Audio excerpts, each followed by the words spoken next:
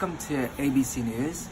My name is Trey Thompson, and today I have come to Italy to have an interview with one of the most prolific serial killers in Italy. His name is Donato Bilancia, and he is also known as the Italian Riviera Monster. He has killed 17 people over the course of a year and a half to 2 years, and now he has been convicted of murder and was sentenced to 13 consecutive terms of life in prison, plus some additional years. So he will never be released. Let's go. Thank you for joining us today, Donato. Let's get started with this interview. First question, can you describe your childhood and what were your parents like? My childhood was not a great one. It started when I was born on July 10th, 1951 in Potenza, Italy. We moved from Potenza to Piedmont when I was 5 years old, and later to Genoa. My mother and aunt would always embarrass and shame me by making fun of my genitals in front of my cousins. I understand that you displayed some early characteristics of a serial killer when you were a child. Can you tell me about these? Yeah, I showed some early characteristics of a serial killer. I was a chronic bedwetter until about age 10 or 12. My mother would always embarrass me by putting my wet mattress out on the balcony of our apartment so that the neighbors could see it. And my aunt would just pull my pants down right in front of my cousins so they would be ashamed. Can you give us a little bit of background on your education and work history before you committed the murders? Well, I dropped out of school at age 14 and renamed myself Walter. After that, I worked at multiple jobs, such as mechanic and a baker.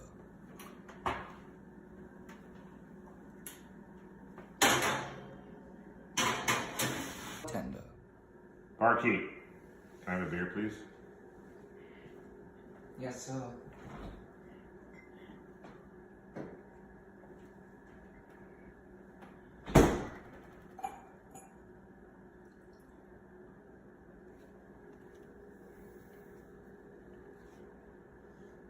Delivery boy.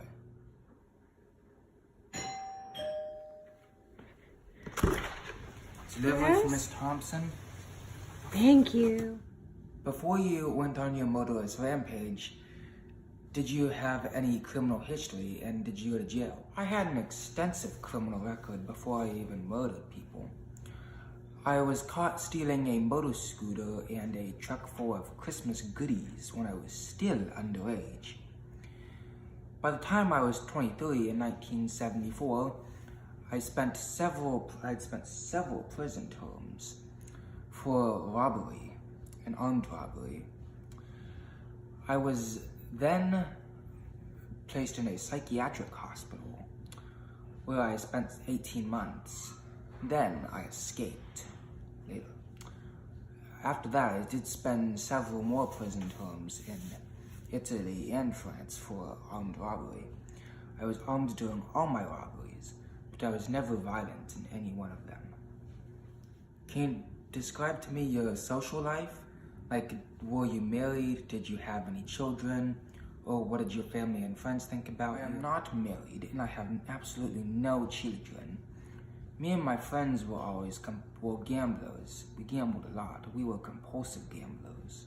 So, did you have any psychological disorders or mental issues? And if you did, what treatments were you given to treat them? I do have a mental disorder, although I do not know what it is called. I was spending time in a psychiatric hospital before I committed the murders. But in 1982, my brother stood on a train platform and decided to kill himself. So this led to more problems with my mental disorders. So what type of victims did you choose? Did they have anything in common? And why did you choose them? I murdered many types of victims.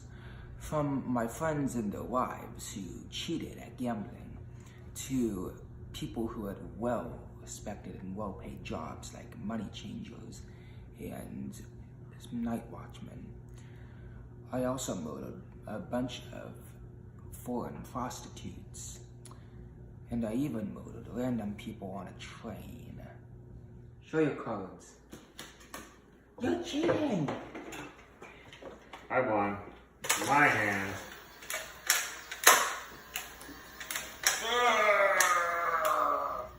So how many people did you kill?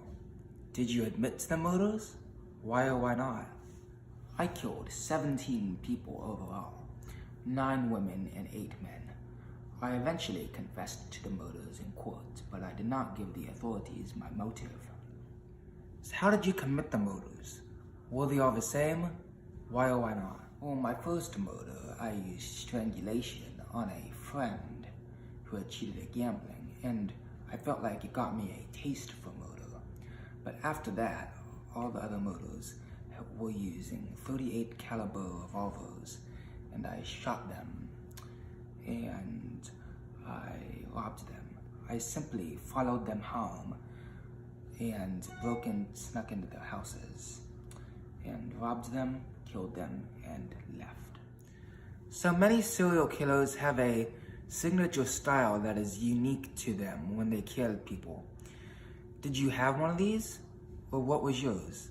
Explain what it is. I do not consider myself to have a signature style. Some of my victims were just killed because I wanted to kill them, and just out of random. But most people that I killed, I had the motive to rob. The only victims I didn't rob were some women I followed into a bathroom on the train. I just used my key code to sneak into the bathroom. Go. Can you please describe to me your capture, trial, and imprisonment, and what happened to you during this time? Or did you try to plead insanity? Why or why not? I was arrested on May 6th, 1998, because one of the victims had seen my black Mercedes-Benz leave her driveway, and she told the police. They followed me for 10 days and eventually caught me and arrested me at my home in Genoa. They got evidence from DNA that was on a coffee cup and some other things that were found in some of the crime scenes. They also seized my .38 caliber revolver. After 8 days in police custody, I finally confessed to the police for 2 whole days. And I also drew 17 diagrams, one of each of the victims' bodies. After an 11-month trial on April 12, 2000, I was found guilty of murder for 17 counts and was convicted to 13 terms of life imprisonment plus 20 other additional years for some more crimes I did during that time. And the judge ordered that I never be released. Go. Okay, finally, Donato, look back on your life. Did nature or nurture have the biggest impact on your life?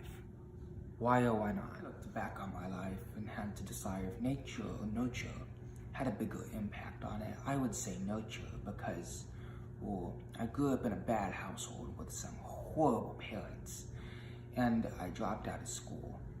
I was a criminal from a young age and just never learned to be disciplined right in school or at home.